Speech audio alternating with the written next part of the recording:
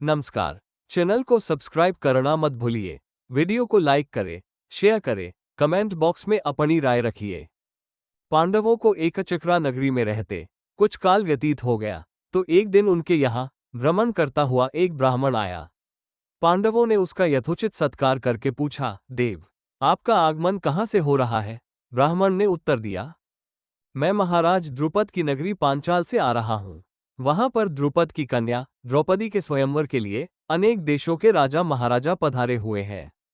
पांडवों ने प्रश्न किया, हे ब्राह्मणोत्तम, द्रौपदी में क्या क्या गुण तथा विशेषताएं हैं? इस पर ब्राह्मण बोला, पांडवगण, गुरु द्रोण से पराजित होने के उपरांत महाराज द्रुपद अत्यंत लज्जित हुए और उन्हें किसी प्रकार से नीचा दिखाने का उपाय सोचने लगे।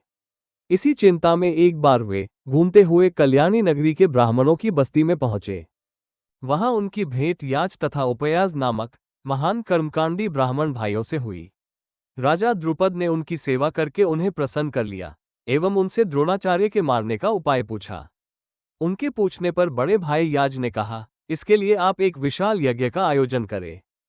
अग्निदेव को प्रसन्न कीजिए जिससे कि वे आपको महान बलशाली पुत्र का वरदान दे। महाराज ने याज और उपयाज से उनके कहे अनुसार यज्ञ करवाया। उनके यज्ञ से प्रसन्न होकर अग्निदेव ने उन्हें एक ऐसा पुत्र दिया जो संपूर्ण आयुध एवं कवच कुंडल से युक्त था। उसके पश्चात उस यज्ञ कुंड से एक कन्या उत्पन्न हुई जिसके नेत्र खिले हुए कमल के समान देदीप्यमान थे, भौहें चंद्रमा के समान वक्र थीं तथा उसका वर्ण श्यामल था। बालक का नाम धृष्टद्युम्न एवं बालिका का नाम कृष्णा रखा गया। द्रुपद ने धृष्टद्युम्न को शिक्षा के लिए द्रोणाचार्य के पास भेज दिया और द्रोणाचार्य अपनी समस्त शत्रुता को त्याग कर उस बालक को विद्या प्रदान करने लगे। बालिका अब युवा होकर अत्यंत लावण्यमयी हो गई है और उसी का स्वयंवर होने वाला है।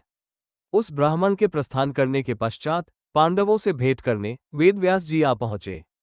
वेदव्यास ने पांडवों को आदेश दिया कि तुम लोग पांचाल चले जाओ। वहां द्रुपद कन्या पांचाली का स्वयंवर होने जा रहा है।